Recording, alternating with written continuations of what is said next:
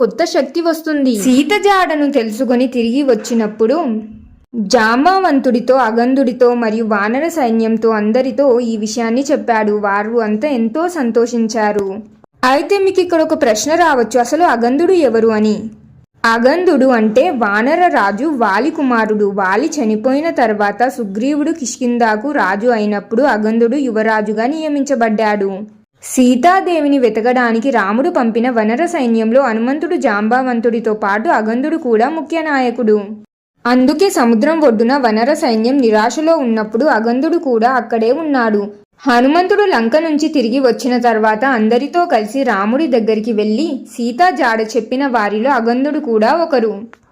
రాముడు, లక్ష్మణుడు మరియు సుగ్రీవుడు 4 దిక్కులుగా వెళ్ళిన వానర సైన్యంలో ఎవరైనా వచ్చి సీతా జాడను చెబుతారు ఏమో అని ఎదురు చూస్తూ ఉన్నారు.